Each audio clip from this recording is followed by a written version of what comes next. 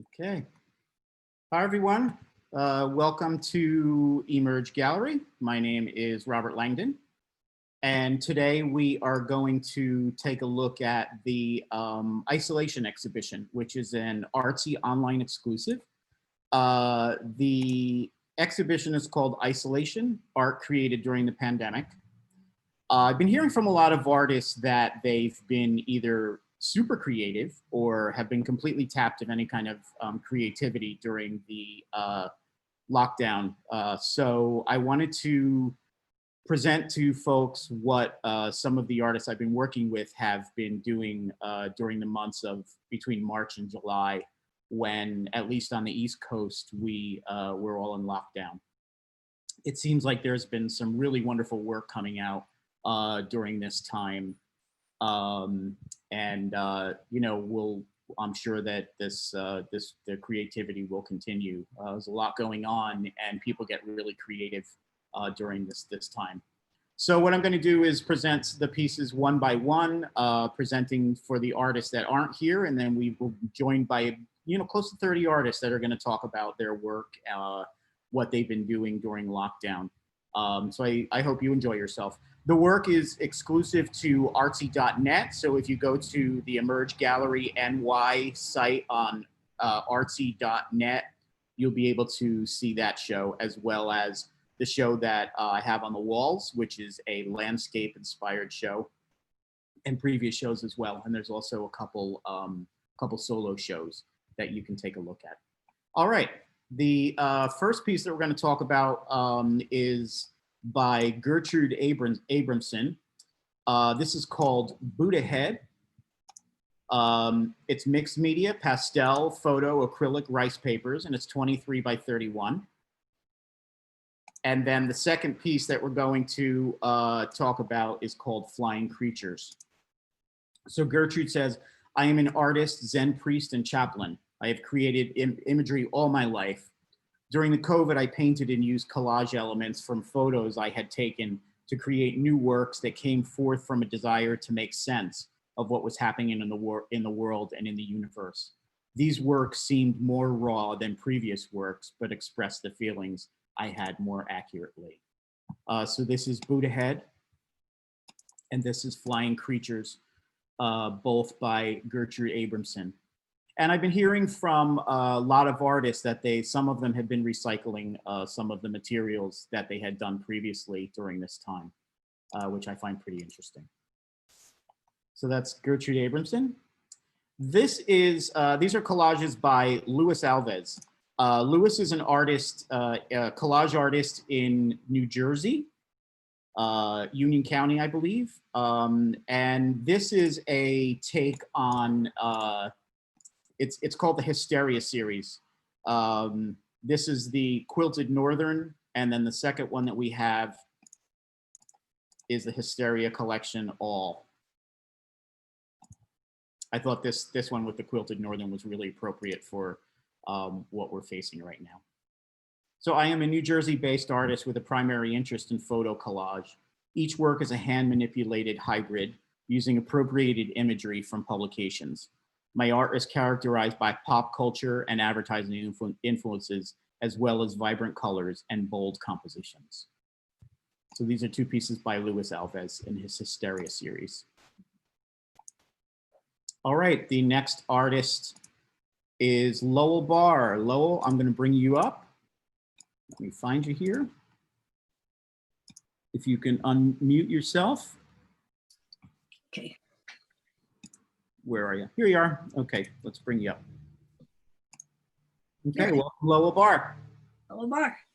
Well, I'm one of the artists that is completely uninspired to do anything. I kind of feel like it was a clock that somebody turned off and I'm waiting for somebody to wind it up again.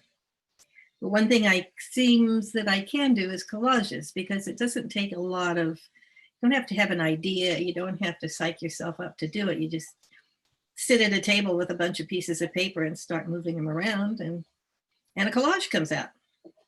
So these are small, these are 5 by 7 collages, and they're mounted on boards, and they are what they are. I don't think about the images particularly. It's just this one looks right, and then this one looks right with that one, and keep building it up. And this is the first piece. This is called Coming Home. And this second piece is called Stopping Traffic, which is a very low bar piece of art. I actually tried to find a human arm for her, but I came across that and thought, this is better. Nice. All right. Thanks, Lowell. You're welcome. Thank you, Robert. This is a piece by Ed Berkes. This is called Big Baby, which we've been seeing a lot of big babies lately. So I thought this piece was appropriate as well. Here we go.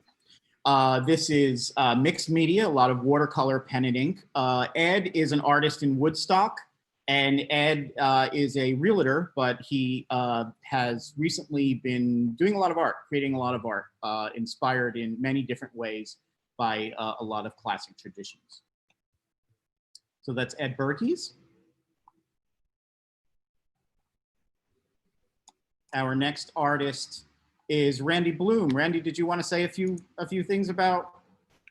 words about your work? Are you still here? No, I think we lost Randy. Oh, here you are.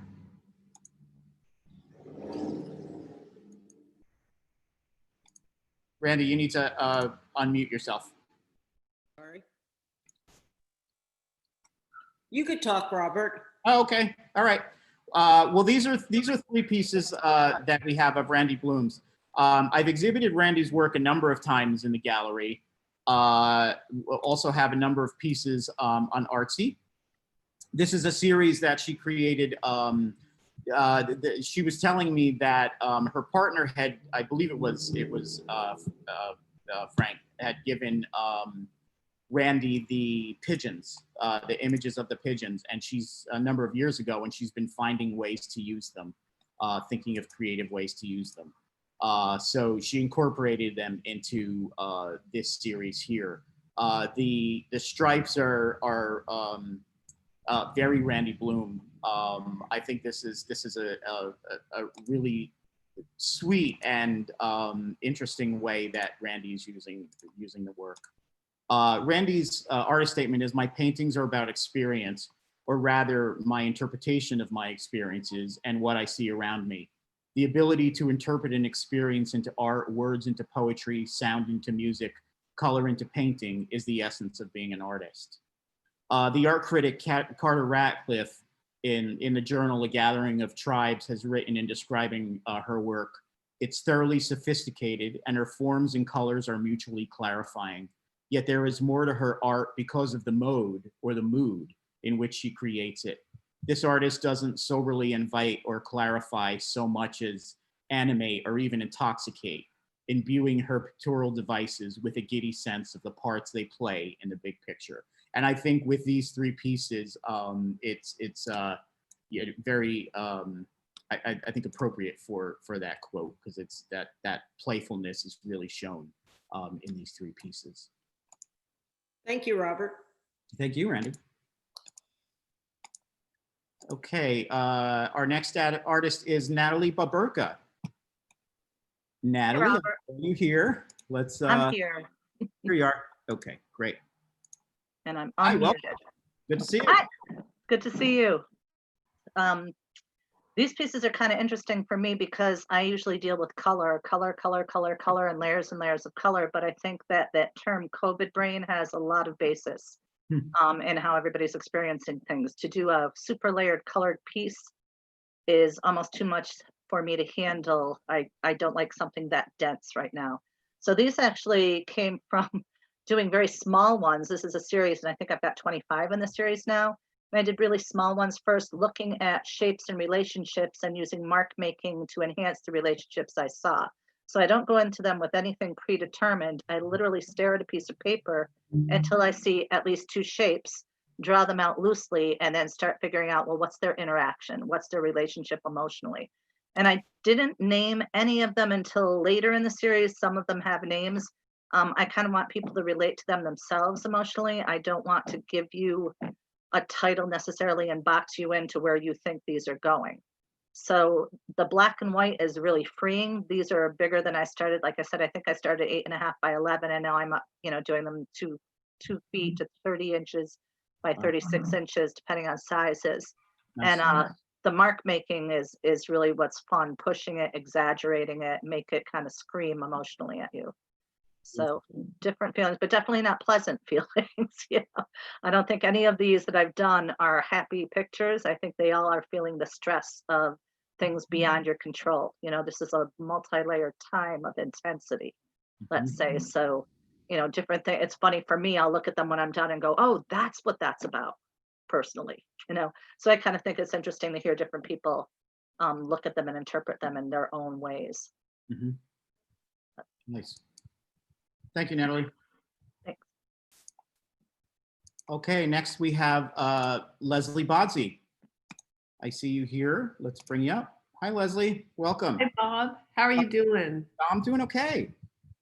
This piece is no longer available, but I did want to mention, and perhaps Leslie can talk about this piece, and then also I have a solo show of hers right now on Artsy. It's called Wrapping and Unveiling. And Leslie, I know I'm putting you on the spot, but can you talk a little bit about your the wall rag series that you have, if you don't mind? Sure, Bob.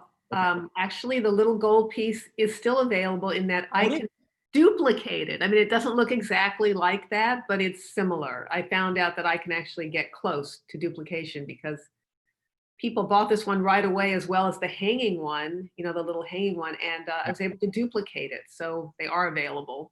Great. They look like slightly different. And it's a sculptural piece, right? It's a small sculpture. It's I forget, I think it's 12 inches by 8 inches. I made during COVID, I was very frightened because I felt like we were getting so much different information and I wasn't sure if I should be washing my groceries or if I could go out. I mean, it's just still very confusing. So I just went to my studio every day and just produced a lot of art, and I wanted to sort of get under the covers and hide. And so I made these series of drapes and veils, and they're made of paint. It's just paint poured onto plastic, and then I take it off and hang it on the wall or hang it on some little support. So there's no canvas or anything. It's made of acrylic paint. And this is one of the wall draperies. This is the gold wall drape. And what's nice about them is I got there and I really wanted to have fun. I mean, I know it's terrible to say during COVID, but I just really wanted my own little fun world. And you can take these off the wall and you can rearrange them any way you want. So this could become a horizontal. This could become a mush. You could cover your head with it. You could do many things with it. I like it like this, but there's many things you could do it. So it's kind of fun to play with it. And the little wall box that you showed at first, the little gold one, is it has styrofoam inside. So it's super light, but you don't really know what's under there. And I kind of like creating that mystery. And I think right now the show that Robert has up is about 30 of these works, all different kinds of configurations. Yeah. And I'm making more. And now I have enlarged this little box into a 20-foot by 8-foot thing on the floor of my studio, and I'll keep you posted. I'm trying to make it bigger. Nice. Yeah, so if you please spend a little time on the Artsy page, and you'll see a whole series of works here by Leslie. The wall rags. It's a really cool series. When she was showing them to me, I thought it was so much fun. Her work is very playful, and these pieces are very interactive. Thank you, Leslie. Thank you. See you. All right, Elizabeth Caputo. Welcome back. You're on mute. There you go. Oh, am I still on mute? You're good. All right. Okay. Welcome. Hey. Well, this is my sister, and she was in Florida. So basically, during the whole outbreak, I wanted to see her. And She kept posing for me on the phone. I kept taking pictures of her, and I was like, oh, I'm sorry, I'm not going to make you look as pretty as you are. I was trying to look for like an overdeveloped Polaroid type look, but it's her. Those are her eyes. Like, I can't look at it. Freaks me out a little bit. I thought when I first heard that, I thought that was such a, a great story in this time of COVID, because people have been separated, and it's really great to, even though you have to do it virtually, to have that, connection between people that you care about and miss. And then what about this piece here? Shelter, it's called? Well, this one was, since on Long Island in the beginning, we were told stay home, stay safe. It was just constantly embedded, just going to the supermarket, I would break out into a sweat to just figure out the new rules.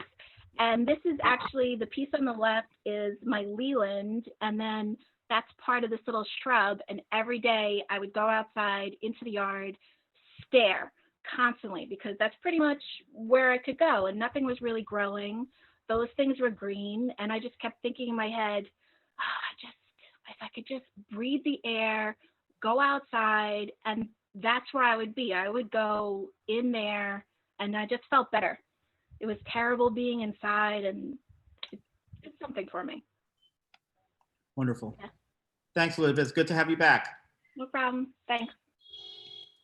All right, next we have Thomas Collins. Thomas, I think Hello. you're right here. I'm here. Can you hear me? Yep. Oh, good. This stuff works. During March and April, May, we were doing an enormous amount of walking, and I was always struck by the quiet and the lack of background noise, no vehicles, no horns honking. You'd hear an occasional train in the background. So I would do a lot of walking on the rail trails. This is down on the Rondout, if you're familiar with this trail, anyone. And I was walking up this trail, just looking down the old trolley track.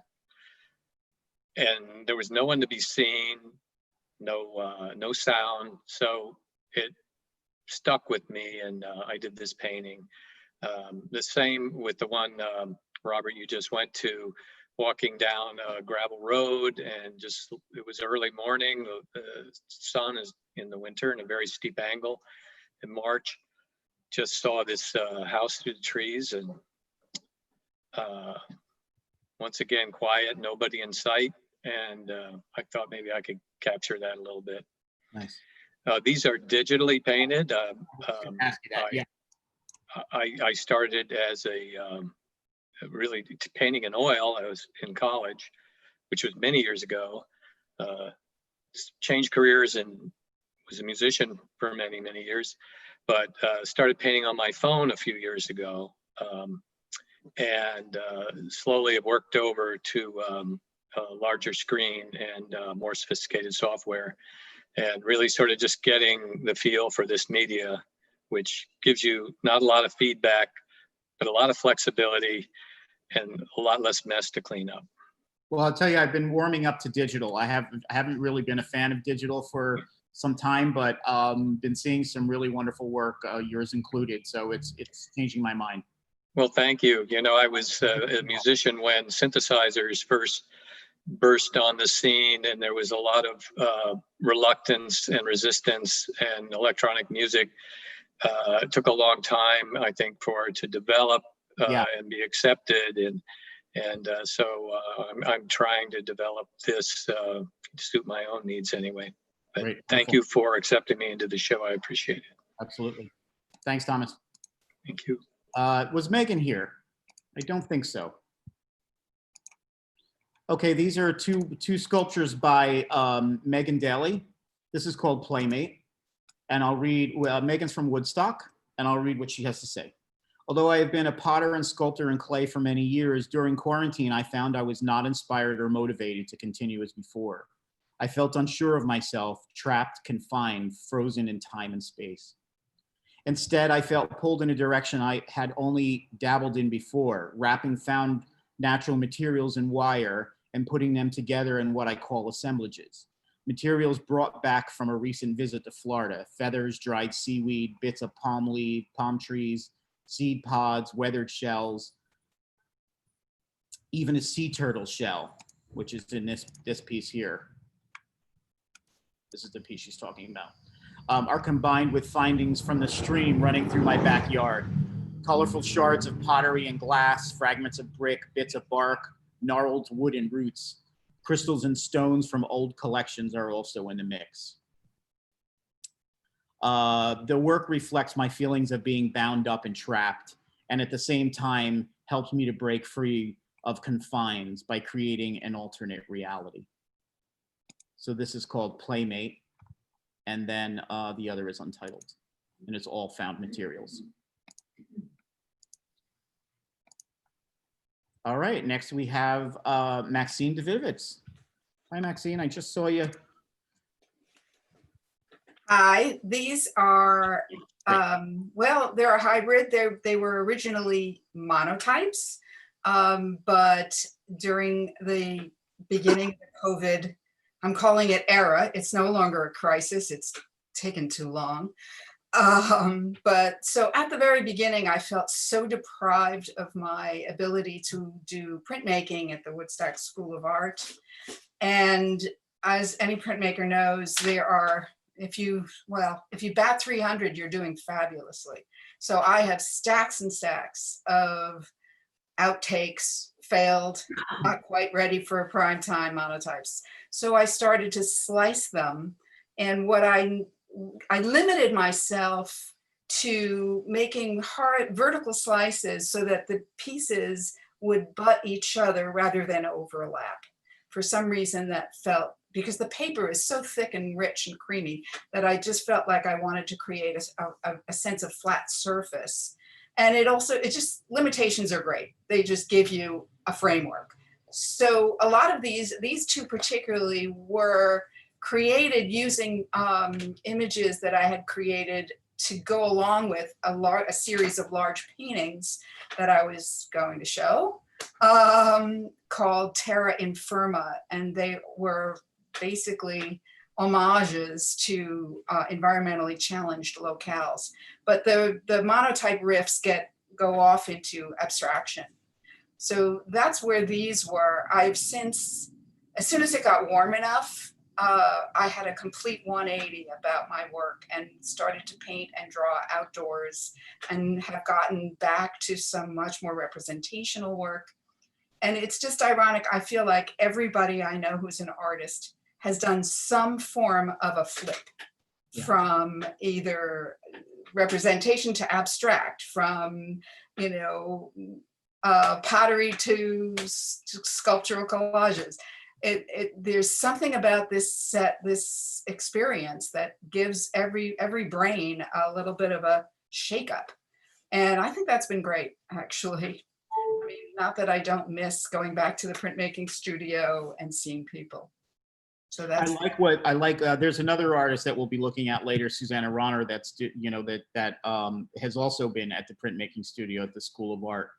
And I know we are side by side in the studio.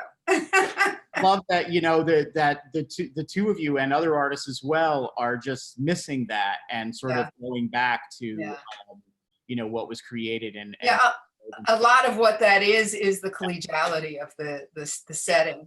That we have a very close bond. That's one of the reasons printmakers will all tell you that that's one of the things that they love about printmaking, is that you're more often than not in a studio working with other people, which is a rare thing for an artist. Yeah. So, great. Well, thanks, Maxine. I love them. They're great. Thank you. And I really like what you've been doing too with the guardrail series. Yes, exactly. Yeah, we were talking when you were in, I mentioned that, but they're really fantastic. All right, thanks, Maxine. Thank you. Take care now. All right, we have Nancy DeFlon. Nancy, here you are.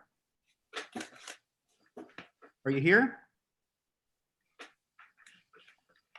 I think you're muted, Nancy. No. Nancy, you're here? I see you, but I'm not hearing you. Okay. Nancy is a photographer here in Saugerties. And this is I saw this is called Lone Boat in Fog, and I just thought it really beautifully represented the whole idea of isolation. You know, that really moody feeling that we get, especially in isolation, and you know, people have been going back and forth with their emotions.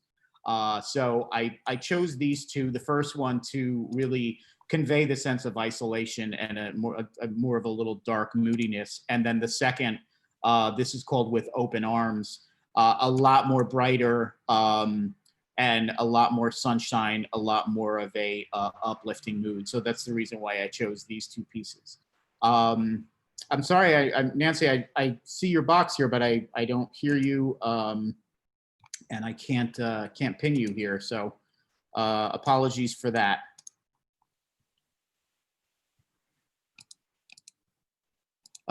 Next we have Tracy Tatola. Tracy, are you here?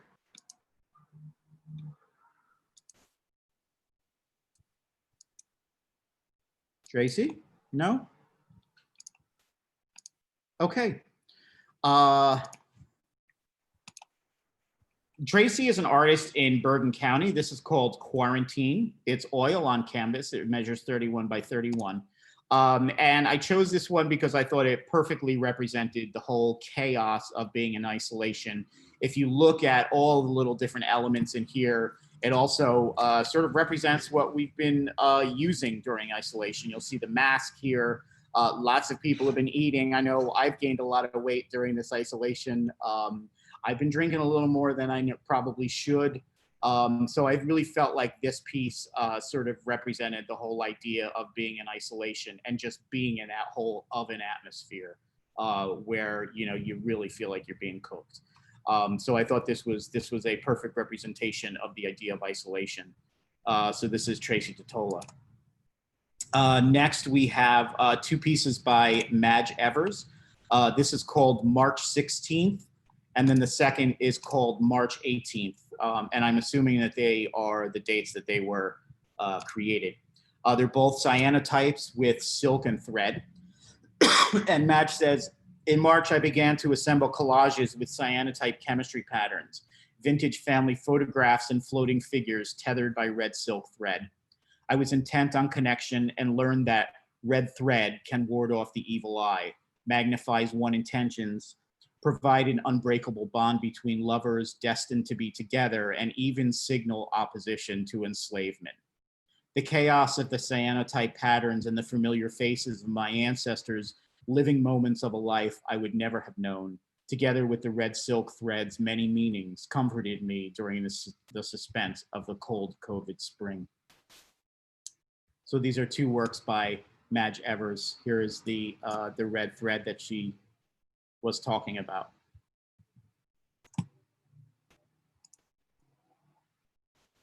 Chad Ferber. This is a fun piece. This has a real lightness to me. Chad is from Red Hook, New York. This is called Burr Bearded Iris. It's oil on paper and it measures 34 by 34. In my recent work, I have taken a maximalist approach. I am combining multiple everything. Patterns, colors, ways of painting, types of paint used, all to create something familiar, presented in a way that hasn't been seen. I felt like it had a real pop art feel to it, and some really great colors, and I felt that we could really use some real good, bright, strong colors at this time especially. Okay, Mira. Mira Fink. I saw you here. Here you are. Great. Come on, Mira. You're on mute, though. Myself. There we go. Great. Perfect. Welcome. Hi there. Hi.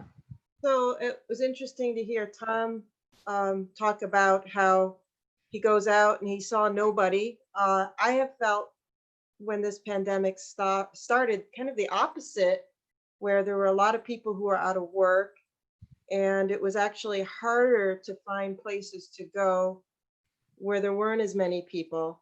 And I didn't want to run into people because I was afraid to get too close to them. And at the beginning, we weren't even wearing masks. So I was looking for places where I could go in nature to have less people, places where there were less people walking.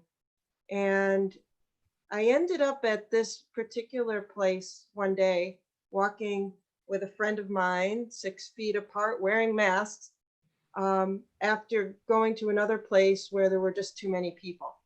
And that's been kind of a running theme through this pandemic, at least at the beginning, of just trying to find places in nature where I can feel calm and quiet and connected and not have the fear of, okay, somebody's going to be near me who may have COVID and I need to stay away from them. And going to nature always is one of my coping mechanisms. So like any stress, COVID has been stressful. It's been stressful as your whole universe changes and you're working. I was all lined up to do all this work and then lined up to do no work. And it's been a very interesting time, a time of processing a lot of feelings and going through all the stages that maybe are similar to the stages people go through when somebody dies, and trying to find a way to emerge from this in a new way. So I go to nature to feel a sense of wholeness, and going to this particular place and seeing this green growing all over the moss. And it was early spring. You can tell in this painting, there wasn't a lot of green in the landscape, but this moss was this intense color green. And seeing the little water coming through, the water coming, like almost feels like it's coming right from the rock and you don't really even see the top of the stream, just sort of comes through, made me feel really good. And it made my friend who I was with also feel really good. She's a nurse and she's been seeing COVID patients and going through a lot of stress with all of that at the beginning. And I actually did 2 paintings of this particular place, and one of them had her in it as well, very tiny figure in the top. And I called it My Green Heaven. And that's kind of how this place felt to me, like an oasis where we could go and be in nature, away from people, and feel kind of calm, and in a time where there's just so much stress all around us. Yeah. And I mentioned in the landscape show, I was in that show too, that I've been playing around with complementary colors. And you can see that in this too, the yellows against the purple, the green against the reddish brown, and pushing these contrasts. And it's sort of interesting because during the time of COVID, there's been all these contrasts, and I'm exploring contrasting colors in my paintings. And I'm also trying to make sense of this new world where everything is different than it was. And there's a lot more contrast than there ever was. So it's been a very, very interesting journey. And, you know, I've just been painting through it. And that's been nice to be able to paint through it when there's a lot of other things that you can't do, and a lot of social visits and family visits that have not been as possible. And when they are possible, they're stressful. So it's been nice to have that continuity as an artist and having something that helps me cope. Painting always has helped me cope. And it's been nice to have that and to be able to actually, in the middle of the worst time of the pandemic, to actually have time to paint more at a time when I probably would have been teaching all the time and not have a lot of time to paint. So there's my story. I like And now. sticking to it. Please. Thanks, Mira. And Mira also has some work in the terrain show, as she had mentioned, along with a number of other artists, Maxine, Marjorie, who we'll hear from later. Lovell's got some pieces. A number of artists have some work in that show, which is also on Artsy, and you can sort of see some behind me. Oh, there's John's. John will be here in a few minutes. Okay. This is work by John Fulci. John lives in the Bronx. Here we go. There's 3 pieces. This is White Socks. This is Light Switch. And then this is from his paper series, very minimal. In isolation, I turned my attention to the most humble objects I could locate within the home, from the utilitarian, the light switch, to the useless, the crumbled paper. Sometimes it, you know, it's worth going back to the basics. And I think John did a really, really fantastic job with all of these pieces. They're all oil on canvas. So that's John Fulci. I don't think a relation to the Fulci that we've been hearing a lot about these days. These are 2 collage works by Deborah Friedkin. Deborah lives in Tarrytown. These are both collage pieces. My 2 collages both pay homage to the 1950s and 60s science fiction horror movies. In Plan 9 from Outer Space, and this piece here is called Plan 9 Pandemic. So in Plan 9 from Outer Space, a giant alien spider is giving birth to a slew of spider eggs, a metaphor for the COVID virus. In this second piece, this is called Duck Keepers. Duck Keepers is a fun piece about aliens coming to Earth in their green spaceships and introducing ducks to the bird kingdom. I am a horror and sci-fi fan myself, so I found these pieces a lot of fun. Thanks, Deborah. Now we're going to move on to Deborah's husband, Jeffrey Friedkin. This is a piece that obviously speaks so well to what we're going through now in the pandemic. Jeffrey also lives in Tarrytown. This is a photograph. It's called Thank You, Healthcare Workers. This was shot on one of the first days I was back shooting street photography since the pandemic started. The amazing mural was breathtaking and inspiring. I felt the gentleman crossing in front wearing a mask both epitomized how people were feeling, but was also drawing strength from the healthcare worker in the mural. It's especially meaningful to me as my wife, Deborah Friedkin, was a registered nurse who worked for 25 years at Montefiore Hospital in the Bronx. So that is Jeffrey Friedkin. This is a piece by Mayuko Fujino. Are you here, Mayuko? We still haven't met yet. No, can you hear me now? Oh, I can hear you, and I see you. Let me bring you up. Oh, great. Welcome, welcome. Hi, everyone. Glad to be here. Now I'm in upstate New York, but I was still in Brooklyn when the pandemic started. And I had been practicing making art from litter even before the pandemic. But once it started, especially after the lockdown, the litter picking on street became really intense experience. It started feeling really like I was questioning a lot of things about safety. First of all, is it safe to pick up litter from the street? Because we didn't know much about how long the virus would stay on the surface of, what kind of material. And then at the time in New York City, there was a lot of news about hate crime against East Asians. I'm not from China, but people, racists cannot tell the difference. So I was pretty nervous. And there was people, kind of a lot of people who would, cover their faces or just avoid me on the street as they pass by me. So there was that a little bit of scary feeling. And I didn't want to stop picking up litter because of those things. I rather started feeling like it became my battleground to keep showing. I don't know how people want to get rid of stuff that they don't want to see. And I think picking up litter and making art off of it feels like my response to that kind of attitude of people, because there were so many things like masks, were so much litter of masks and the plastic gloves, something that people don't want to see, something that people didn't want to deal with, something that they didn't want to take it back to their own home.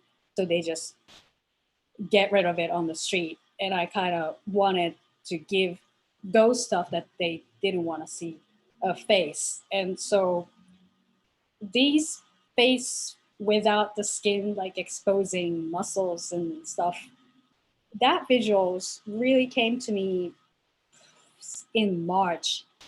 Before that, I didn't really put that kind of face on my pieces of this series. So that's, I think, was the influence of the intensity of what I was going through during the lockdown. I did want to mention, I don't know if it was made clear, but this is made all out of litter, out of plastic bags, discarded items. Oh yeah, I'm sorry. I should have mentioned that. Yes, No. I usually make paper cutout. So Yeah. for this series, I make sheets of litter plastic bags. So I would collect plastic bags and then fuse it into a sheet, and then I cut it and then combine with the recycled paper and stuff like that. So that's how the piece is made. And it's from a series called Thank You, Have a Nice Day. So Yes, because that's what usually it says on the plastic bag. Yeah, So, yeah. It's wonderful. I mean, it definitely makes an impact. Thank you. Thank you so much. And Mayuko, stop by the gallery or knock on my door. I'd love to Oh meet yeah, I will. Okay, good. I'll just check in and see if you're there or not. Great. All right. Thank Thanks you. so much. And next we have Tom Hackett. Welcome back, Tom. Tom is also in the landscape show. And I think that the image behind you is the piece that's in the landscape show. That just happens to be the case, yeah. Nice. Well, welcome back. Worked nicely as a background in Zoom, so. And I wanted to mention that I specifically chose this piece because I thought it perfectly illustrated, again, the feeling of isolation and what we're going through. This is the I think the terminal in Kingston, but please tell us about it. Okay, well, I've been living in Kingston for about 14 years now and past the bus station several times a week, sometimes several times in a day. And it always seems that there's one or more buses unloading or loading with exotic destinations like Babylon, Oneonta, New York City. So when the lockdown began, one of the first things my wife Linda and I noticed was the emptiness of the bus station. I decided I want to create a photograph to capture this sense of emptiness. One decision I made was to photograph at night, giving it a feeling of dreariness. But then I decided that in spite of the fact that the bus station was completely empty, I needed a figure, someone with luggage waiting for the bus that would never come, to enhance the sense of melancholy and even despair that many of us felt, especially at the beginning of the pandemic.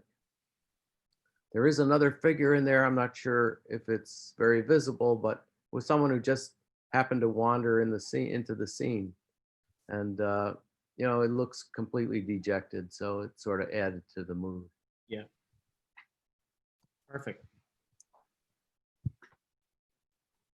Thank you so much, Tom. You're welcome. Thank you. Okay, this is work by Sarah Harris. You can actually see Sarah's piece right behind me as part of the landscape show. Sarah's in Accord, New York. This is called Coming Up for Air. It's oil on canvas, 36 by 36. And then this second piece is called Meltdown, which is appropriate for this time as well. This is 30 by 40. Sarah Harris uses color to construct composition and to blur the perception between visual reality and the imagined. My paintings move between abstraction and representation. I love the blues in this. Big fan of blue. So this I was immediately drawn to, and I really, again, feel like this piece especially really conveyed the whole idea of being in isolation and a lot of the feelings that a lot of us are feeling. And then this second piece here, I thought brought a little more joy. So I think we're all going through different phases. So these are the two phases that I've been going through. This piece here is by Adele Hemsworth. Adele lives here in Saugerties. This is called Comfort, acrylic on canvas, 30 by 40. And I chose this piece because I really felt that one of the things that I'm missing the most about this whole piece of isolation is the idea of touch. And I thought that this perfectly conveyed that idea of the two elephants with, with their trunks entwined. Really represents the whole idea that we are missing touch right now, or at least I am. Okay, these are 3 pieces by Hermann. This is the first, the second, and the third piece. I really thought the colors were wonderful in this. The infernal light moving into the light of being and on a path of never-ending light. During the early stages of the pandemic, I was forced to leave my studio, deemed as being a non-essential, and driven by fear of other tenants in a building currently existing with much space and isolation on any given day. I found it both laughable and perplexing, but out of respect for my fellow humans, I packed up the sketchbooks and worked from home. It was here that I asked myself the question I had been asking and inspiring in others. If you could paint one theme for the rest of your career, what would it be? For me, it all circles back to a cellular abstraction series that began in college, an integration of understanding science through art. At home, I kept a journal writing thoughts on the pandemic to try to make sense of it all and how to bring this into my artwork. I saw the pandemic explode, much like a mycelium, developing an interconnected web of transmission that created some kind of symbiotic relationship with humans, and yet almost the exact opposite of fungus. Instead of a live thing like a mushroom feeding off decay and existing to detoxify, the virus was a dead thing, seeking the path of the living to grow and thrive. This concept brought me back to my original question, pushing the idea of cells coexisting together, mushroom cap shapes, seeking to detox and push forth new life, a series of cells adapting, morphing, and generating new pathways. It is a great time to be creating art, adapting these ideas within my work to potentially create the best work of my career thus far. Okay, these are Hermann's. And next we have Jeanette Cahill. This is the first and then the second piece. Jeanette is an artist in West Shokan here in New York. This is called Sand Beach. Forced to slow down and eliminate the busyness in my daily life, I've spent hours in isolation, which has helped me focus and refine my studio process. I've enjoyed experimenting with a limited palette and different surfaces. I only need to walk down my road to find inspiration.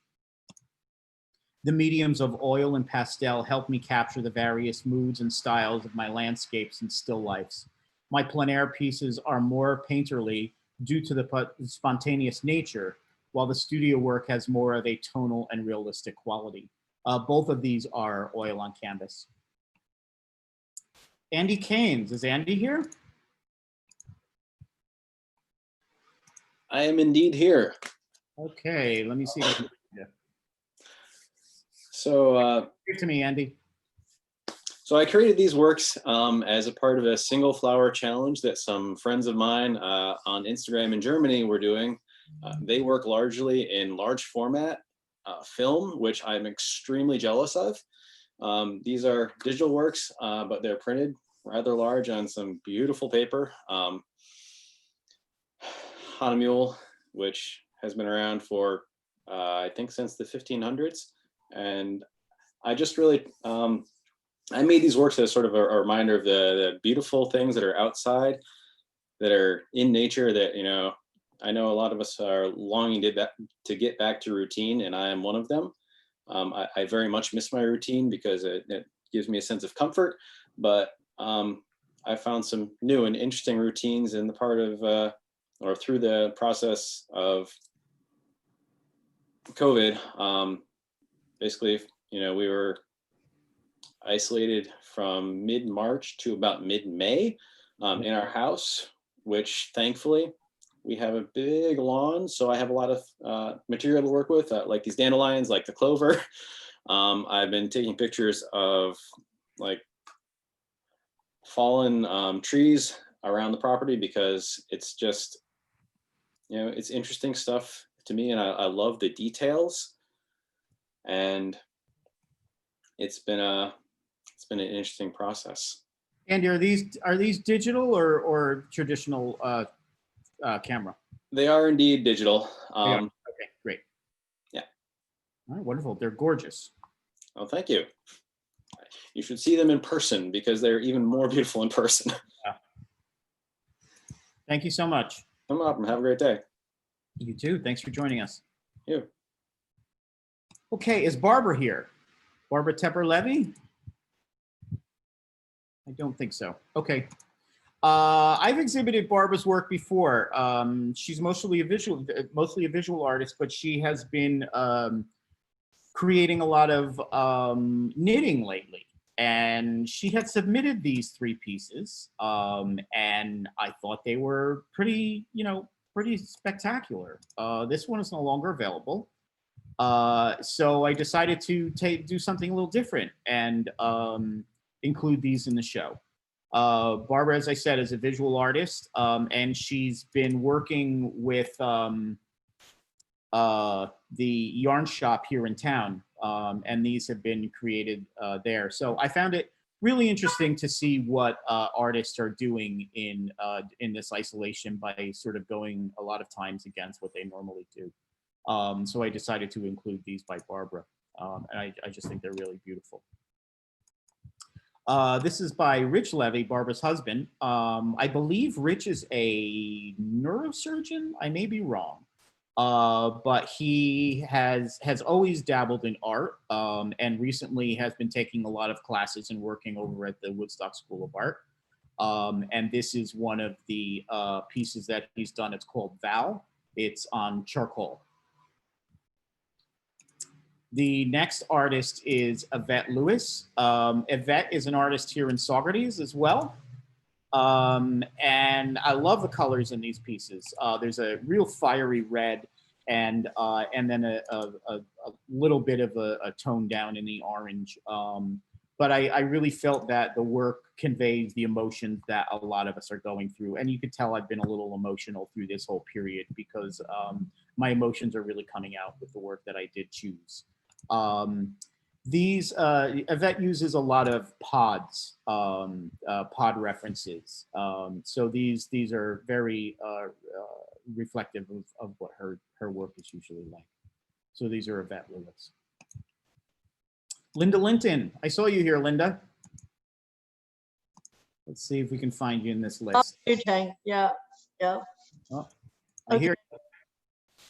My lockdown was incredibly bucolic. I have a large garden.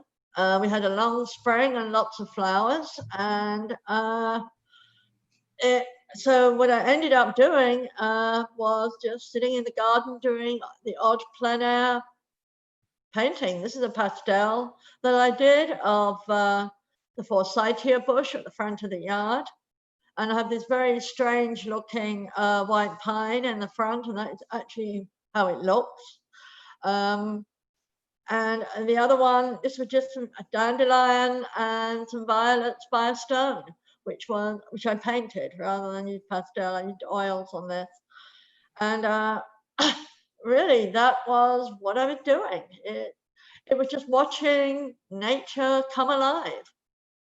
It was wonderful. Yeah. I'm loving the idea that a lot of artists are really, taking their isolation and going outdoors and really reconnecting with nature. We see a lot of that in the artwork, especially Linda's. Linda also has a show up on my site on Artsy. It's a Sawkill Journey of a River Through Art. So if you have the opportunity, please go have a look on there. She spent a whole year traveling the Sawkill River, meeting different folks and creating the work that's in that show. Yeah. Thanks, Linda. Okay, thank you. Yeah. This is work by Beatrice Maddie. Beatrice lives in Jersey City, New Jersey. These are digital prints. This is the first, and then this is the second. And this is what Beatrice has to say. These digital prints are from a series I started in May 2020 to chronicle my feelings and thoughts triggered by the unprecedented global pandemic of COVID-19. I call the series Flowers in the Pandemic. With a sense of loss, sheer panic, melancholy, and literally weeks alone in my home studio, I started to venture out and take walks in my neighborhood. I wanted to see beauty, so like many, I photographed flowers. Travel is my muse, but these days, local travel on my streets and yard are inspiring me with newfound shapes and colors. I have always been captivated with the technical aspect of art and finding making my images on the computer very rewarding. My digital prints are created entirely in Adobe Illustrator and printed on a large format printer. Each series of images is limited to small editions. The process I use evolves around a dialogue between shape and color. I integrate the photographs into the work, playing off the shapes and pulling the forms out of the rectangular format. I am fascinated by the ability to manipulate shape, color, transparency, and placement of the forms with spontaneity and experimentation not possible with other mediums. I use local color and allow the title to inform the viewers about my thought process. So these are two pieces by Beatrice Maddie from Jersey City. And again, this is another more work that's convincing me that digital can work and be exciting. Okay, Marjorie Maggot. I love this piece, Marjorie. This is a lot of fun. I'm a big fan of Marjorie's work. Marjorie also has a lot of work on the Artsy site, so please check it out. I keep saying this about Marjorie's work, but every time I see her work, it brings a smile to my face. So please tell us about your COVID experience, Marjorie, and what okay, right. Well, in normal times, we live in the city during the week and come up here on weekends or long weekends. I always wished I could spend more time up here. And in fact, we've been up here since March. And it's been a very creative time for me, actually. I kind of went into the studio pretty quickly. And I use acrylic up here because we created a studio in our garage and I really don't like the smell of oil in close quarters. So what I miss a lot is having my classes that I do in the city, and I miss working in oil. But I've been having a lot of fun. I like this one a lot too, and I had a lot of fun working on the background, you know, which in the original picture were leaves, but I was trying to do something else that stood on its own. And so I had a lot of fun with that one. And yeah, these both were pictures that I had wanted to paint for a while and you know, decided to use them and manipulate them. But I've been painting all kinds of things. So I have found it to be a pretty creative period. And I've spent my life between the studio and in Zoom and in the garden, you know, because on Zoom I'm doing exercise classes. So the outside world, you know, is there and I'm very much upset by it, but I have a kind of routine and something that absorbs me enough that for moments I can get away from our situation. So, wonderful. Thanks, Marjorie. Looking Okay, forward to seeing more. All right. The next piece is by Dorothea Marcus. Dorothea is an artist in Woodstock. This is very different for Dorothea. I mean, I know her photographs from her travels in Japan and also the Middle East. She does a lot of really beautiful collage work, but this was a little different for her, this photograph, I think. So she says, during one of my quarantine walks in my Woodstock neighborhood in April 2020, I found this funny, poignant graffiti on a bridge over the Sawkill River. And I thought that it again, perfectly represented the times that we're in right now. Alex Markwith, welcome back. It's good to see you. Let me see if I can find you here. Here you are. Gotcha. All right, come on up. We have two pieces by Alex. Alex has been in a number of shows in the past, and I like Alex's work a lot. Yeah, these two works. One's a work on paper and one's a work on canvas. And I would say both of them I created during the lockdown, and they're both continuing different ways of working that I have. This particular one with the construction tapes, I've been collecting those for a while. I like to use found material in my work, and in particular, the construction material I like to use. With the tapes, they always have these different texts on them, and I like that out of context, those are more interesting to me than when I see them in around the city at construction sites. This one actually, I would say, is like a psychological self-portrait kind of how I felt at some point during the lockdown, because I found it overall a very introspective time. And at some point I just wanted to be by myself, left alone. So the do not enter had a sort of that connotation to me. They're putting up barriers, yeah. Yeah. What about the second piece? The second piece. Let me see if I can find it. I think I lost it. Oh. I'll bring it up. This burned paper here in the center actually is a funny story, because I burned something in my kitchen, and that's parchment paper that accidentally I caught on fire in the oven, and I liked it so much that I brought it down to the studio. Nice. So that's, yeah. Okay, I'm sorry, I lost the second piece. I'm not sure why. Let me see if I can bring it up. Sorry, folks. Here we go. Okay. Yeah, the second piece. So this is a stretched canvas, and then I have scraps of canvas that I tore and wrapped and sort of not wove together, but built and painted over. Yeah. And for this one, the color palette, I decided it had to have this color palette, which feels like bandages or something is wounded. Yeah, that's sort of the sense that I got. And, you know, it's, with everything that's going on, again, I thought both pieces were just so appropriate and really spoke to a lot of the hospitalizations that we've been seeing, and the whole idea of just, you know, do not enter really anywhere. So I think they were perfect for this show. Thank you, Alex. I think for this one, I also wanted a sense of humor in a way, though, because the canvas is obviously not a living object, and any sort of violence against the canvas is not really dangerous in real life. Sure. What's going on in there? Thank you. Thanks. Thank you. Carrie Marvelli. Yes. Hello. Let me see if I can find you. Welcome. Hi. How's it going? Okay, welcome. And Carrie, you're over in Kingston, right? I am. Yes.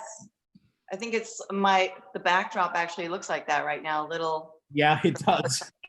That was actually shot. I took that in Newburgh, though. I had just gotten back into my office after being out for so long. So this was like July, I think, and it was just such a pretty shot. The droplets on the window, and behind it you could just see there's a building across. There's like a radio tower, which is faintly in the distance there.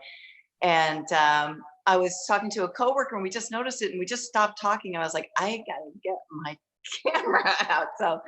So that's where that came from. But I just thought it was so pretty, just and quiet, nice. The second piece I thought very different from but also just a real reflection of the times we're in right now. Exactly. And so this was done right when everything kind of exploded with all the rallies across the country. This was shot at the Poughkeepsie Black Lives Matter rally, which was the first of 3 that I attended over the course of that week, I think. And this was an interesting shot. I was videotaping it before that, and there was like a little bit of excitement because everybody found this like unattended cop car. So everybody was just gathering around the cop car, trying to get like photo ops, you know, for social media. And then I started snapping some photos, and then I was able to capture. This was my favorite one of that because the 2 people that are looking directly at the camera, I always love that. When I can capture them, when they see me, and you know, I can say, "Hey, I see you," you know. So it was a great rally, a lot of energy, a lot of spirit, and so it was great to be a part of it and to document some of it, you know.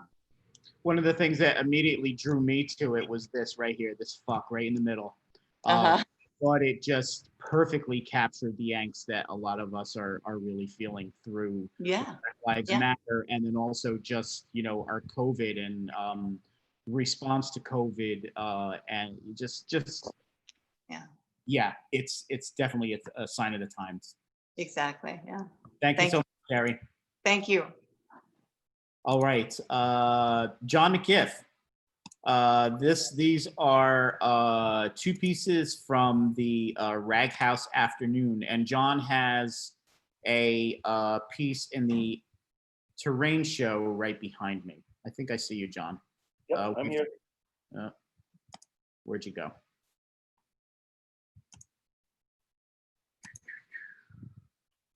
Are you here? We have audio?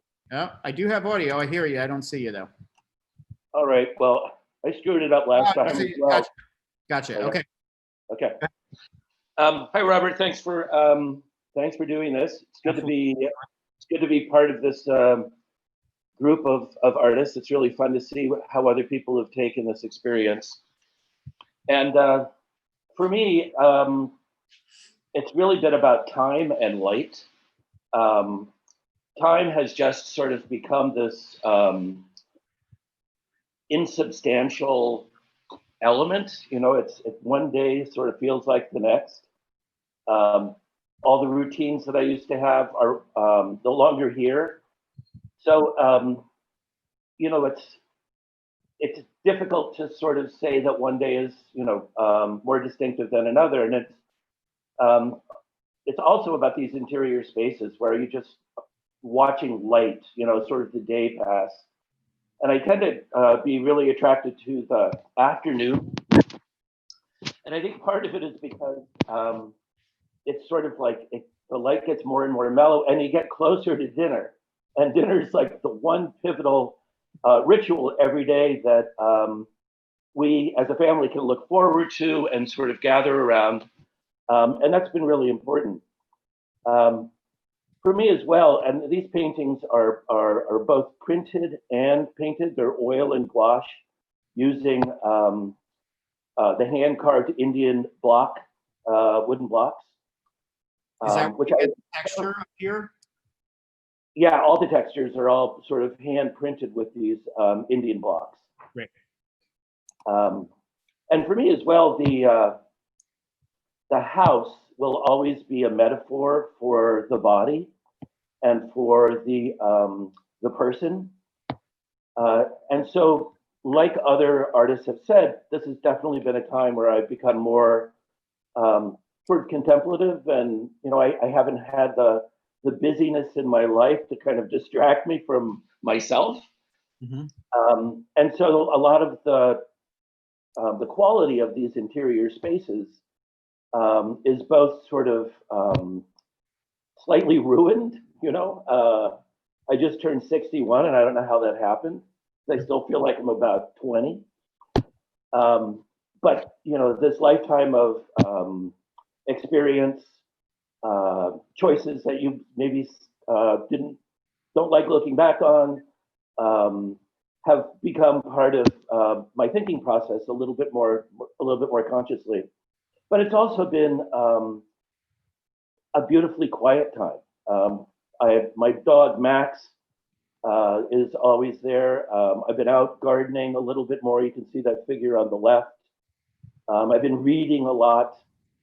So it's been a time to look for balance, personally, and the images are really meant to kind of reflect that that more contemplative meditation. Oh, we're losing you. Your audio's breaking up. Yep. I think we lost your audio, John.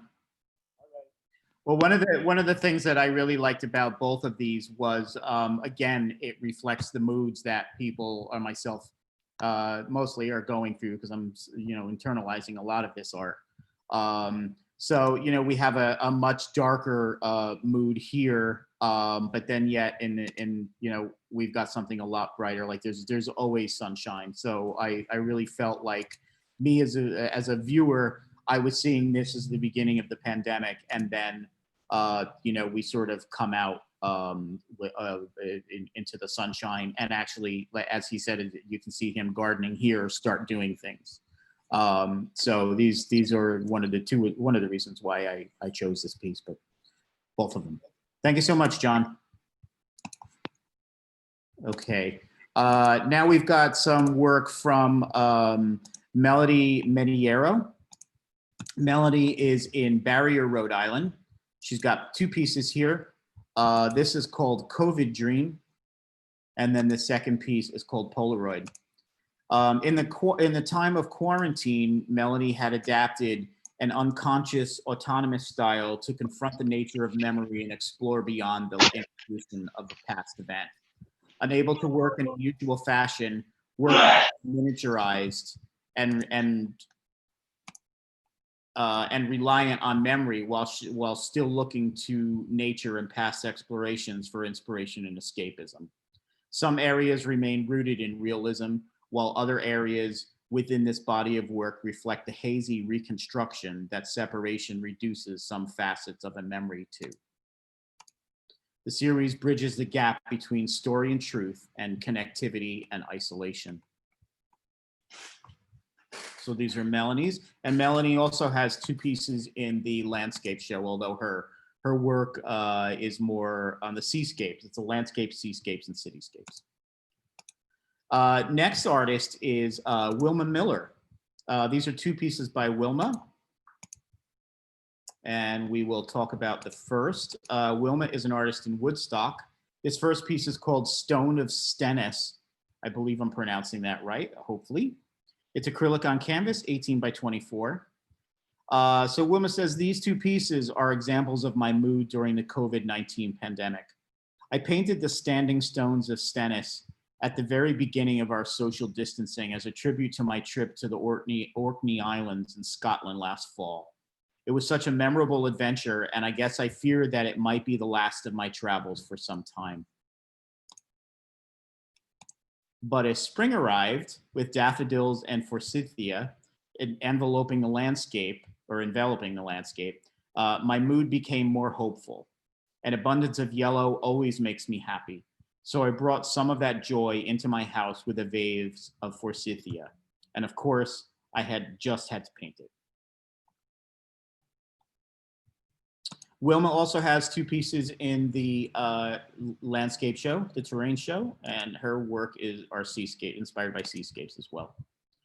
Okay, Susan Murphy. These are two pieces by Susan Murphy. Susan is an artist here in Saugerties. These are both mixed media, and the second one is oil on pastel. I've been lucky to find a little studio space on Main Street in Wendy Rick's building. Unable to paint, which was my intention for this year, because there's no slop sink. So I'm continuing with collage and experimenting with oil pastels. These are two of Susan's pieces. I was really glad to get a piece from Jean Newberg. Jean lives in Woodstock. This is called Barricaded, a coronavirus assemblage. During this COVID crisis, I have not been able to make art. I have been expressing my creativity by cooking. It's a good way to express your creativity. When New York began to open, so did I. I assembled Barricaded on June 1st, 2020. Out of the implements I was using, mask, gloves, wine corks, sexual parts numbered and sanitized, all surrounded by a 6-foot screen, heart pierced by a dart to express my pain for New York City. And we've got that right over here.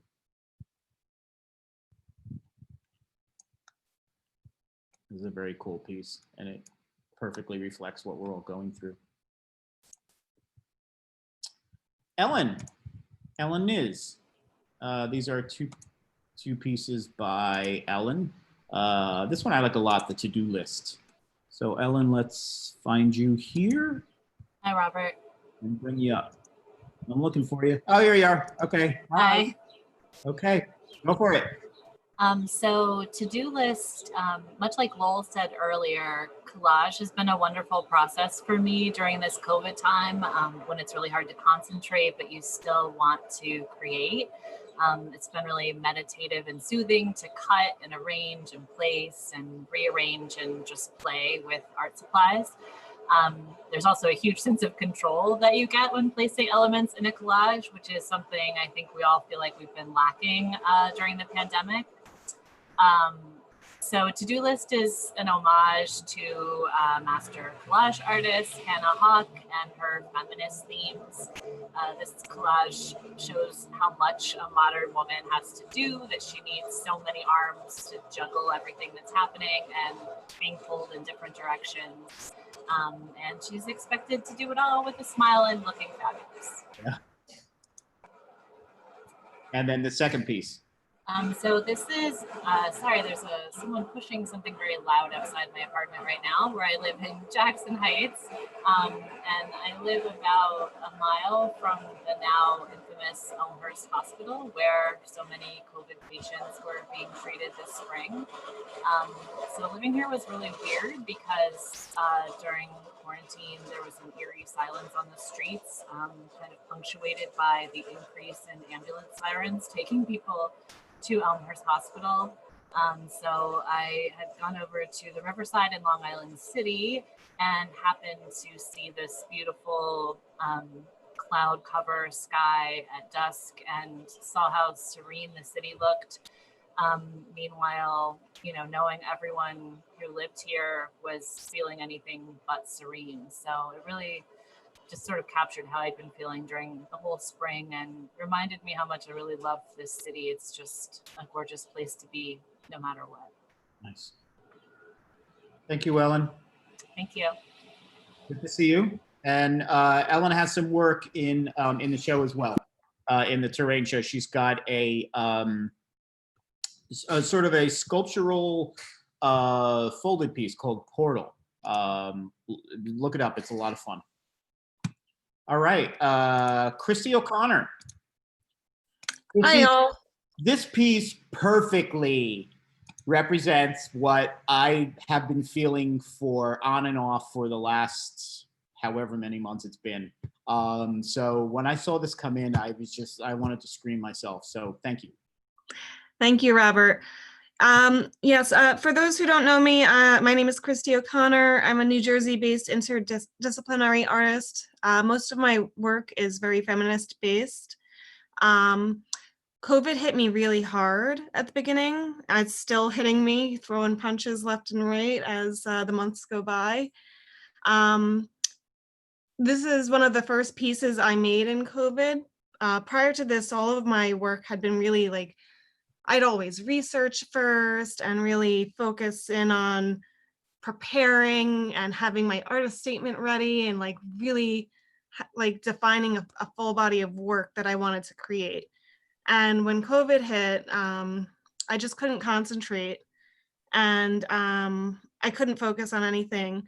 A lot of my work is sculptural and mixed media based, and I couldn't do anything with my hands. And so I started working in my studio, just doing performative acts by myself, or I'd have my husband come and do, I'd kind of like direct him on how to photograph me. And so these are like self-portraits. And this photo was taken actually like a week after my grandmother had died. I wasn't able to go to attend her funeral. She was buried with men in hazmat suits, from what I understand, and I was just a mess. And so this photograph is really representative of just these emotions that I couldn't process, and this fear and anxiety and anger that I was experiencing, all wrapped into one thing here. And so that's really what this photograph was about. And honestly, I don't even know, for me personally, if the photograph is the work itself, or that moment in time was really what was the art for me that I expressed. So much But of this the is photo a documentation of that moment in time. and you can tell that so much. I mean, it's raw emotion. It's not a staged photograph, and I think that's really what pulls the viewer in. I mean, it is that raw emotion. It's beautiful. Thank you. And then tell us about this piece. Yeah, so this, first of all, let me just say, I just wanted to mention that when Christy and I had spoken, she had sent it in. It's called "Go Fuck Yourself," and the U and the K had asterisks. And I called her up and asked her, or we spoke, and I asked her if she wanted the full word or the asterisk. She said, left it up to me. And I don't know. I say use it. So. Yeah, so this piece, so also at the beginning of COVID, all sorts of fun things were happening for me. In addition to the passing of my grandmother, I also was in the middle of a studio residency in Long Island that got canceled, and 2 solo exhibitions that got canceled, and they all were supposed to be happening at around the time of my birthday. And so this was like the day before my birthday. I was just so, all of these things were getting canceled on me left and right too. So, and this was actually before my grandmother's passing, but she had been sick at the time. And, I had my old wedding dress, and I had the gas mask I found, and the Marie Antoinette wig, and I was just like, let's go take some photos with my husband and celebrate my birthday this way. And so so this is another self-portrait of me, and this was the first self-portrait series that I started working on, and I knew I wanted to do something with them, not just have like bare backgrounds necessarily. So this is a digital print. And I'm planning on expanding on the series in various ways. And I suppose you would put it analog collage work. And I really like the digital version as well. So I'm going to be doing exploration with that. And so yeah, performance is like not a thing that I ever thought I'd be doing in my life, but here we are. I'm turning this into performative acts and whatnot, and Great. yeah. It's Christy. Christy also has a series where she uses Christmas lights decorations in interesting ways. Can they see that on Instagram or? That is on Instagram, and I just did a live stream event last night with it where I did 5-minute commercial bits that I'm going to be sharing on my Instagram at some point too. So look her up, Christy O'Connor. Thanks, Christy. Thank you. Good to have you. All right. The next artist, these are by Michael Palladino. This is called Blackwater 2, and then following it is Blackwater 4. Michael splits his time between New York City and Pennsylvania. These are carved and charred wood with acrylic. A meditation of raindrops randomly falling into still water. Drips from branches and leaves above the reservoir, causing gentle ripples, rolling and fading in the bathwater. Fears of contaminant life source, the well spoiled. There is a real environmental aspect to Michael's work. He has a piece in the current show, the Terrain Show. It's a diptych. The top part is a aerial photograph of a landscape, and then the bottom part, he had etched that landscape into wood and then charred it. So, and all of these are a take on how we are basically destroying our environment. So that's Michael Palladino. I'm really pleased to have him in this show as well. This is Regina Quinn. Regina is from Connersville, New York, or Conesville, not too sure. This is gold encaustic oil and watercolor. And she has a piece in the landscape show as well. You can really see the, maybe you can't hear, but in person, you can see a lot of the etchings right into the encaustic. So Regina says, during the COVID-19 isolation period, my already deep connection to the natural world only intensified. I live in a remote area in the Catskill Mountains, which afforded me the opportunity to spend time walking in our woods and fields each day, closely observing the daily changes as winter slowly and reluctantly gave way to spring. The slightest changes in the landscape and seasonal light were significant sources of strength and renewal, as well as inspiration for a creative burst that resulted in several paintings that combine inwardness and reflection with a sense of hope. As with many of my recent paintings, these paintings begin with watercolor on panels coated with encaustic gesso. I apply large swaths of color that provide foundational luminosity and serves as the basic architecture of each piece. I then build layers of opaque and transparent encaustics, alternately smoothing, fusing, scraping, and scratching. Next, I apply oils mixed with beeswax, enhancing texture and luminosity, and then fuse into the encaustic surface. So this is a piece by Regina Quinn. Regina took part in the landscape presentation last week. So if you wanted to hear her talk about her process, look it up on YouTube. It's archived there. Oh, wrong one. Here we go. Hold on. Sorry, we're a little out of order here, folks. You're getting a little preview. Let's see.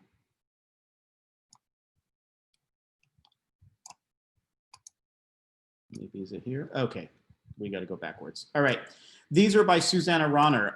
Susanna is the other artist that I was talking about when Maxine Davids was here, talking about how not being able to work at the print room at the Woodstock School of Art has been a little upsetting.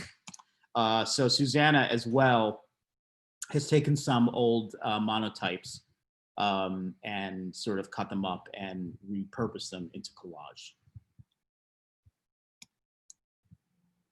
Okay. And this is what Susanna has to say. While being in the printmaking studio at the Woodstock School of Art is where I feel most of my element, that hasn't been possible in this time. The effect of the pandemic has resulted in feelings of loss of many of the social connections that I had being in the print studio regularly, dance classes, music performances, art openings, and more. The literal loss of friends to COVID, along with the pain of this time we are in a political and human level, I found I needed to channel it all and to create. And so started my practice of creating a monotype collage a day. As of July 14th, I'm up to 110. This has been soul soothing and also enriching, opening up new visual spaces and ideas. Whenever I will be able to get back into the printmaking studio, I can only imagine that new territory will be forged as a result of this expanded visual dimension. And her work has just been getting better and better with this series. The series is called Inquietude.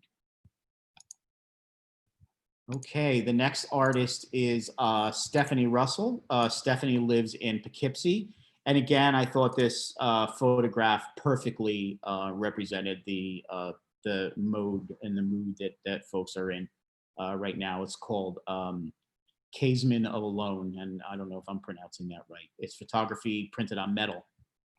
My work is a meditation on the pathos and paradox of our existence on this planet. I explore realms of consciousness as fleeting works of art in and of themselves, in an ecstasies of experience. My creative ethos is grounded in an urgency to awaken awareness of the moment, and through awareness, a moment of abiding empathy. There's nothing more human and more urgently needed than building a culture of empathy in a world gone quite mad. Artists have been doing that job for centuries, and we won't be quitting anytime soon. I love that. So that is Stephanie Russell. These next two pieces are by Lynn Sable. Lynn is an artist in Winstead, Connecticut. This first piece is called Mother and Child. It's a Kua and pencil monoprint, 11 by 14. I am learning and evolving as an artist, feeling and following my intuition, seeing patterns, texture, color in the abstract, a new beginning, freedom, and joy in creating. This second piece is called Seawater, and it's an acrylic pour. I was wondering if she used this on Yupo. We have an artist that is using Yupo coming up soon. I thought the colors in this were so vibrant and so alive, which we need right now. Okay, Rita Sherry. Oh no, I'm sorry. This is Sandra Scher. Sandra is in West Shokan. This is called Shadow 1, and this is Shadow 2. So during COVID-19 pandemic, recurring themes for me have been complementary: isolation / socialization, shadow / light, fearlessness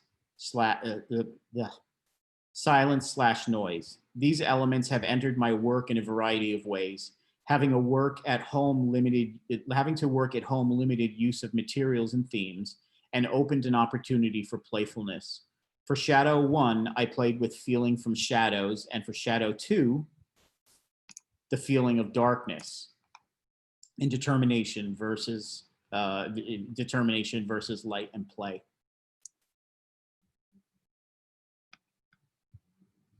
This is Shadow 2, and this is Shadow 1.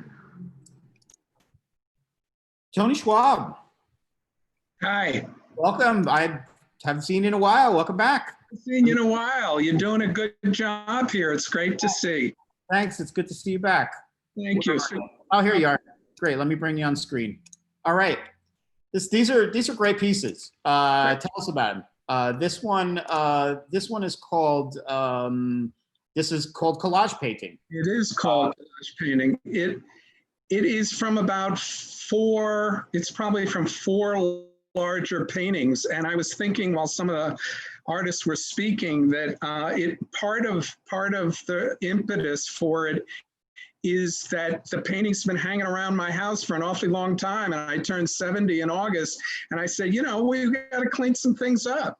So it's related to the next painting too, in that it's pieces. There you go. I was very struck by the young man who did the bandages, and also collaged with the do not enter. The first one, if you could just go back to the first one a second, Robert, thank you.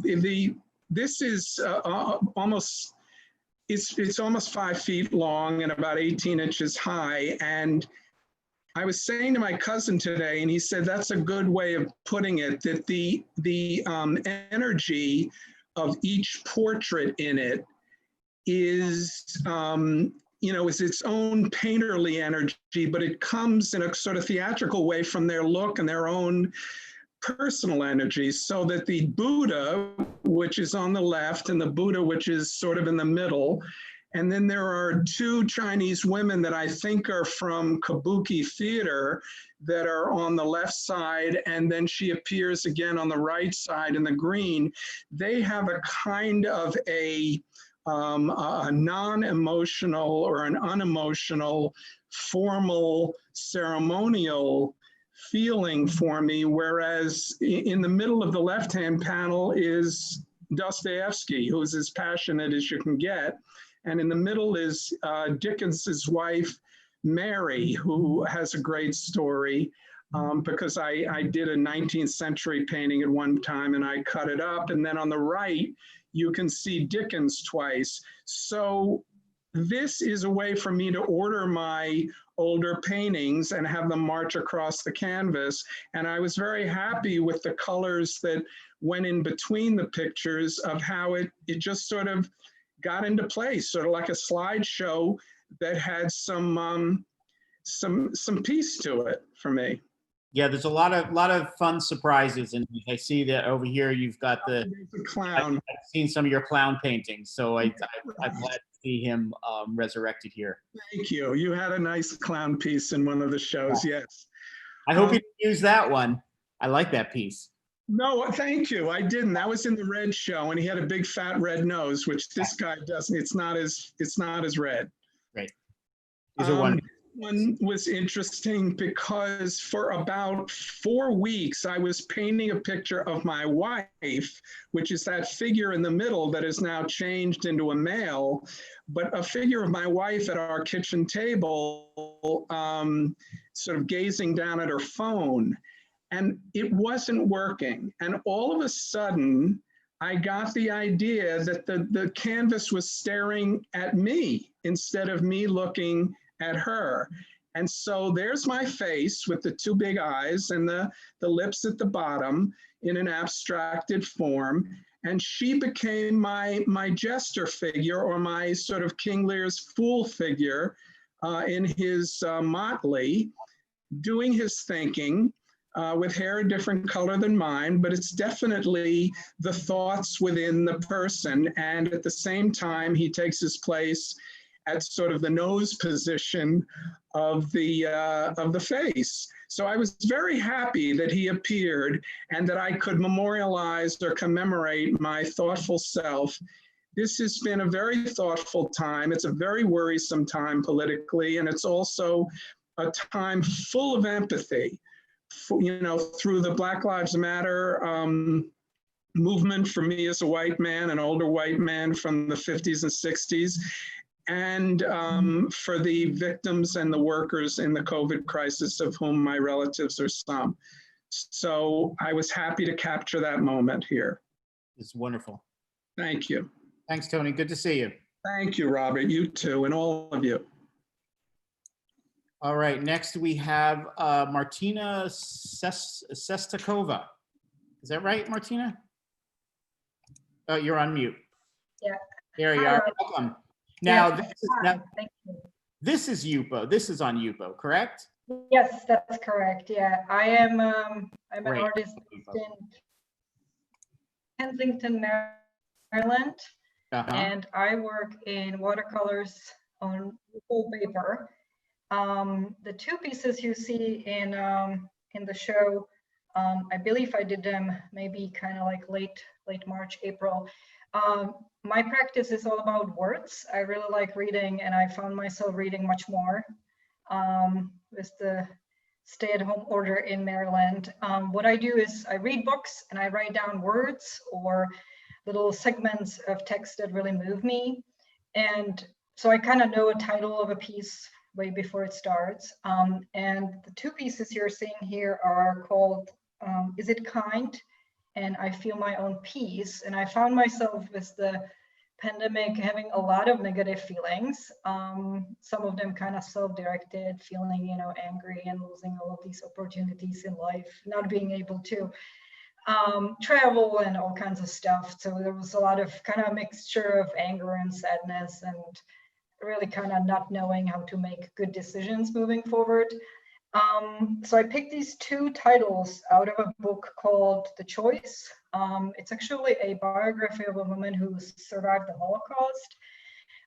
She ended up being a really successful therapist in the US, and the book was just really interesting. And a lot of the words are hard words in the book when she describes her story, but I ended up with these 2 titles. So the pieces you see here are kind of my ponderings on being kind towards kind of the outside and what's happening, kind of bringing good things to the world while, it's just not that easy. Yeah. And maybe kind of thinking about my own values and figuring out how to feel peaceful within, an environment that's violent and uncontrollable, and we kind of don't know how to move forward as we are finding our new ways.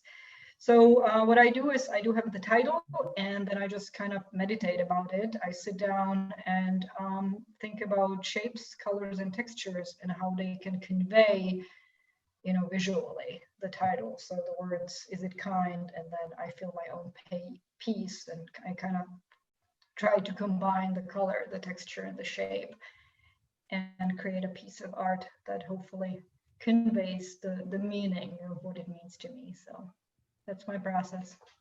It sounds like that I mean, these two pieces came from a sense of, you know, real pain. But it's interesting how, as an observer, you know, I look at them and it sort of brought a little bit of joy to me. You know, just with the palettes that you've used and the movement that's on the piece. Well, I think, you know, I'm finding myself kind of like, even if I'm painting out of anger or sadness, I feel like the way to go forward is to see, is there joy in it? Yeah. Can I, you know, can I capture it somehow? So yeah, thank you. Thank you for having me. Thank you. Absolutely. Really nice. Thank you, Martina. Okay, thank you. Good to meet you. Nice to meet you too. Our next artist is Elizabeth Schaefer. Hi, Elizabeth. Hi, Robert. Thank you for having me. Absolutely. And of course, this absolutely conveys isolation. Right. Well, this piece I call Solitude, and it was based on it's an aquatint that I did some time ago. Aquatint, of course, is rosin falling through a mesh net and creating a rather granular tonal sense is what I was striving for. And recently after the pandemic, I wanted to sort of bring some hope to it. So I used pastel over the aquatint. And it actually came from a photograph by Jerry Cook from the Family of Man, that iconic photographic collection. And I was struck by the quotation. Well, here's a picture of it. I don't know if you can see that the image that inspired me. And the quotation at the bottom of this was, "I'm alone with the beating of my heart" by Lu Chi. And the whole atmosphere moved me so much that I wanted to work on it and keep the darkness, but also bring some light to it, which I hope I've done with the muted pastels. Yeah. It's beautiful. Thank you. Thank you, Elizabeth. I think it's an image of a young girl in a church, actually, but that's, you know, the figurative aspect was less important to me than the mood of it. Mm-hmm. Great. Good to have you, Elizabeth. Thank you. Thank you, Robert. Next, we have work by Rita Sherry. Rita is an artist in Kingston. Shelter in Place is this piece here. It's a mixed media piece, 24 by 12, and then the other is Untitled, which is an oil 11 by 14. So Shelter in Place was done in early April when self-isolation was a strange new world. It was what emerged from my efforts to make sense, find peace with this. The other piece here, which is Untitled, is a reworking of an old prints and works of paper that I was never satisfied with. It was a good time to relook at them, gain a sense of what I could see in them now that I hadn't seen before. I'm really liking how a lot of artists are sort of in this time of isolation, really looking back and looking at their work and repurposing it. You know, a lot of artists sometimes, I'm not an artist myself, but you know, I think I have a good eye.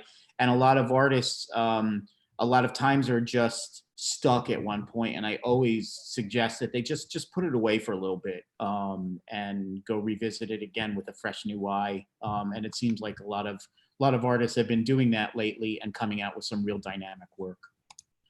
So that is work by Rita Sherry.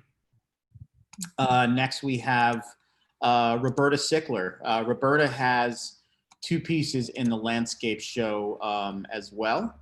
No, she doesn't. I'm sorry, my mistake. Roberta lives in Bearsville here in New York. The pieces are called Discussion About Water and Isolation. They're both oil and graphite on Yupo, or isolation is. These work represent play in this time of quarantine. With no place to go, there is only deep looking at familiar spaces and objects. I've occupied myself with explorations, new combinations of media and small format under the influence of summer abundance, colored by a vague sense of crisis.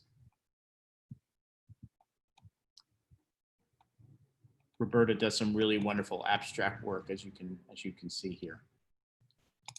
Our next artist is Janet Siskine. This is the first piece called Guitar, and this is the second piece called Palisades Park, which I'm a Jersey boy, and I know Palisades Park. I know the cliffs there. I didn't know it when it had an amusement park, but I definitely connected with this piece. It's a painted woodcut. It's a small piece, 9 by 8.5. And I don't know if I mentioned, but Janet lives in Accord. The first 3 weeks of the shutdown, I worked diligently on a woodcut. The wood I had on hand was old and difficult to cut, but I persevered. After taking an online class with Kate McLaughlin at the Woodstock School of Art, in which she showed ways of making multiple images without a press, methods that are used primarily in grade school, I went to my studio to play rather than work. This past week, however, I switched over to painting, though still playing, with thoughts of Marsden Hartley in my head. So this is Small Guitar and Palisades Park. Okay, Heather Stoltz. Heather, I saw you here. Yes, hi. Oh, here you are. Okay, let me bring you on. Welcome. Thank you so much. Heather has 2 pieces in the show. Yeah, so I'm a fiber artist. I work mostly with soft figures and quilted wall hangings. So this first piece is called Social Distancing, and it's in response to the recommendation that we've had most during this pandemic to keep away from other people. But what I'm finding is that in our own house, my 6-year-old and 4-year-old are doing the opposite when it comes to distancing from me. And at least for the first few months, it was impossible to leave the room without them clinging. So this is a soft figure of me and them clinging to me. And the other piece is called Escape. So I often do pieces in response to current events and social justice issues, but I'm finding during this time that there's just so much happening and it's so overwhelming that all I really wanted to do was get away from it all. And so this is my escape from that. The planet is a hand-painted fabric, and then it's free motion quilted, and the astronaut is a soft figure that is connected to that with a tether.